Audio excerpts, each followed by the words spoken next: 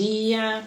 Hoje nós estamos no devocional, dia 8/50, e hoje o tema é muito legal. Hoje é sobre a vida de Daniel. Quem foi Daniel? Daniel tem um livro dedicado com o nome dele, mas dedicado ao que aconteceu no período em que ele viveu, e abrangeu muita coisa que fica no Velho Testamento. Qual era o período? O que estava acontecendo naquela época? O povo de Israel tinha sido enviado para a Babilônia. Eles estavam exilados ali.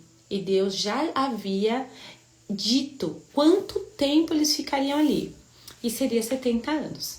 Então eles tinham acabado de chegar. E o rei, na ocasião, que era Nabucodonosor, ele mandou separar. Porque não era só o povo de Israel que estava ali exilado, eram vários, né? Ele mandou separar os jovens com boa aparência, com inteligência, que eram da elite dos povos que vieram, para que eles fossem treinados por um período e passassem a compor o conselho dele. Então daí quando ele precisasse de ajuda, quando ele precisasse de conselho, ele chamaria essas pessoas.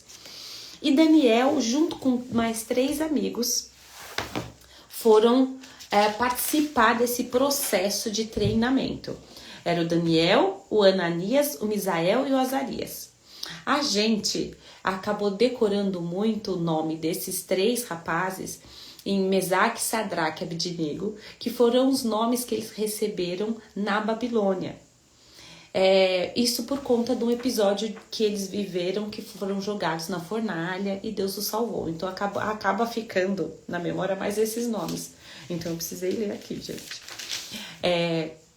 E o que aconteceu? Logo que eles chegaram ali, eles precisavam ser imersos na cultura babilônica. E até hoje, a gente consegue ver como a cultura judaica, ela é bem forte, né? Mesmo hoje, quando você encontra, ou se você não tem no seu círculo de amizades, mas encontra alguém na rua, você percebe muitas vezes facilmente quem é judeu. Porque a cultura judaica, ela é muito forte, ela é muito viva até hoje. Só que, qual era a estratégia de Nabucodonosor naquela época? Não, eu vou tirar essa turma daqui, porque agora eles viraram povos babilônicos e eu preciso que eles tenham conhecimento da cultura local. Então, por isso, é outra questão que eles precisavam fazer a parte desse treinamento, além de muito estudo, eles serem imersos na cultura. Então, esses 4 jovens, Daniel e os outros 3, passaram a participar desse treinamento. E eles foram, e parte desse treinamento então, pensa o seguinte, quando você vai viajar, uma das coisas mais legais de viajar é experimentar comida nova. Eu sou assim, eu adoro experimentar comida local, doce local, você chegar ali e descobrir o que aquele povo gosta de comer no café da manhã, e que daí você vai ver a galera gosta de feijão no café da manhã, ou coisa do gênero, come salada, o que o brasileiro normalmente comeria salada à tarde, esse tipo de coisa. E não é diferente desde aquela época. E o que acontece? Daniel e os seus 3 amigos resolveram que eles não iam se adequar à cultura daquele lugar.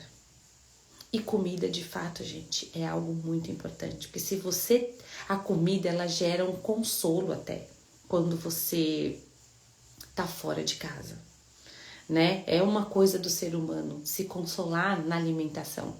E eles decidiram que não iam.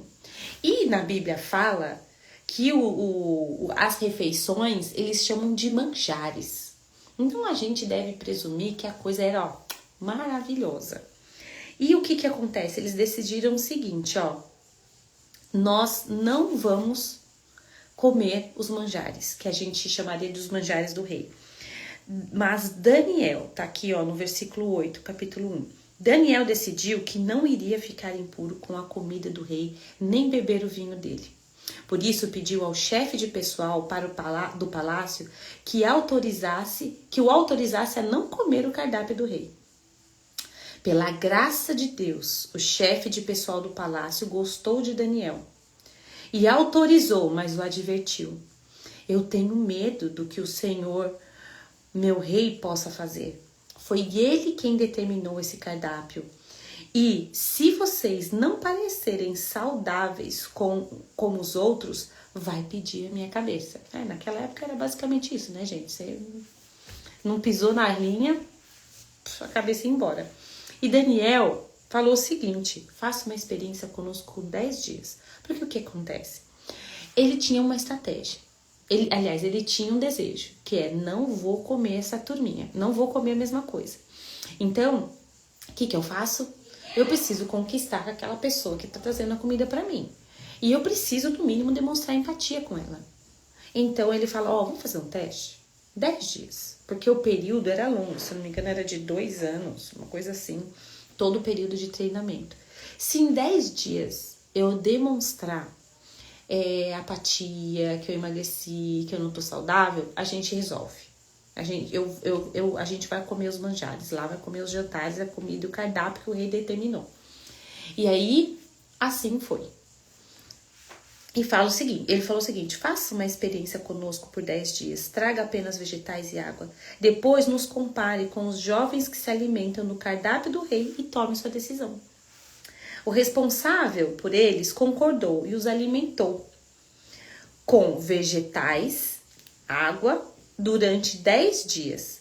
Ao final de 10 dias, eles tinham aparência melhor e pareciam mais saudáveis que todos os outros. Gente, vamos pensar o seguinte: hoje a gente consegue ter esse conhecimento por conta que a ciência avançou tanto.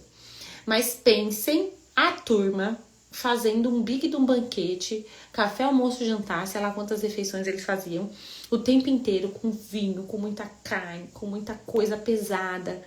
E esses 3 rapazes resolveram fazer a alimentação leve durante esse período. Existia, gente, não era só a questão de, não, eu não vou comer comida pesada, então eu vou ficar melhor. Não, não é isso. Daniel tinha consciência de que aquela alimentação, todos os alimentos, eles eram dedicados a deuses diferentes do Deus de Israel. E naquela época, a orientação de Deus para o povo era: a alimentação era uma forma de contaminação. Então, ele sabia, ele tinha essa consciência de que essa alimentação ia ser, inclusive, ia ter um resultado, inclusive, espiritual. Por isso que eles também não se alimentaram. Não é uma estratégia de vou fazer jejum intermitente, vou comer legumes, vou ficar forte, comer proteína. Não. Na realidade, a estratégia aqui deles era basicamente espiritual. Deus deu a esses 4 jovens conhecimentos e habilidades em todas as áreas, tanto teórica quanto prática. Além disso, Daniel tinha o dom de interpretar todo tipo de visões e sonhos. Ao final do tempo determinado pelo rei para o treinamento, o chefe do pessoal do palácio levou-os à presença de Nabucodonosor. Quando os entrevistou, o rei achou muito melhores que todos os outros. Ninguém estava tão bem quanto Daniel, Ananias, Misael e Azarias. E assim, eles assumiram suas responsabilidades na corte do rei. Sempre que o rei os consultava sobre qualquer assunto teórico ou prático, eles se mostravam 10 vezes melhores do que todos os magos e encantadores do reino juntos. Daniel continuou no serviço do rei até o 1º ano do reinado do rei Ciro. Aqui a gente vê a questão de propósito. Quando você assume um compromisso com Deus, de que eu não vou me adequar ao que está acontecendo em volta. Gente, até hoje, a gente falar que a gente usa o adjetivo de Babilônia para muita doideira, muita bagunça, muito bacanal, muita coisa, muita bagunça, vamos dizer assim. Até hoje isso usa. E o que acontece? Eles saindo de Israel, chegando ali na Babilônia e vendo uma cultura tão diferente, para eles deve ter sido uma coisa muito doida. Olhar e falar assim, nossa, cara, como todo mundo é diferente aqui. A gente não pode se deixar adequar isso aqui. Gente, isso é tão normal até hoje. Às vezes a gente vai parar em lugares que tem um costume tão diferente do nosso e a gente precisa se manter firme no nosso propósito, no nosso relacionamento com Deus, na verdade que está aqui, ó, dentro de nós, que foi introjetada por Deus. E a gente não pode se deixar adequar àquilo. E o judeu até hoje é bem especialista. A gente vê, né? Eu moro em São Paulo, perto da minha casa tem um bairro que é conhecido pela quantidade de judeus que passaram a morar ali, né?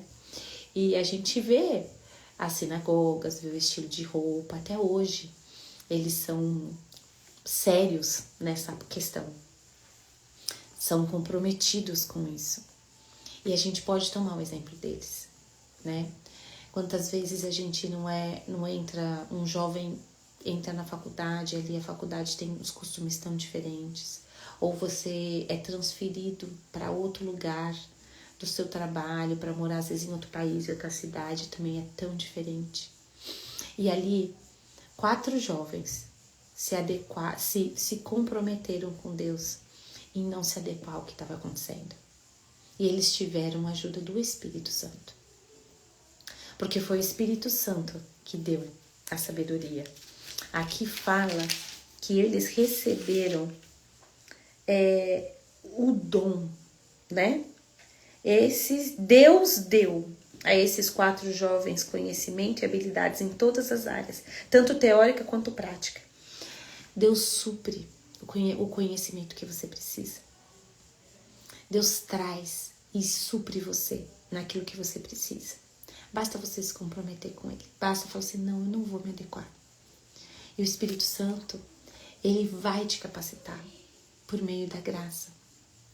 Ele vai te trazer essa capacidade. Seja ela a capacidade de se manter firme, seja ela a capacidade, o instrumento e a habilidade que precisa para você, vai precisar para viver ali, para trabalhar, para se adequar. Seja se você, às vezes você está indo a família inteira e só uma pessoa está trabalhando e você acaba ficando em casa, seja lá que papel você tem na sua família, né? Então, a gente vê ali o Espírito Santo movendo na vida de Daniel e daqueles 4 rapazes. O livro de Daniel, ele ainda mostra mais aventuras que eles viveram, né? A parte da fornalha, Daniel sendo jogado na cova dos leões, tantas situações. Uma vida tão movimentada e cheia de aventuras, mas que com certeza em cada momento e por conta de cada livramento a gente consegue ver o quanto o Espírito Santo agiu na vida deles e por meio deles. Então é isso, gente. É o devocional de hoje. O quanto o Espírito Santo faz diferença na nossa vida, nos entregando dons e habilidades, quando a gente se compromete e se mantém firme num posicionamento. Ótimo domingo!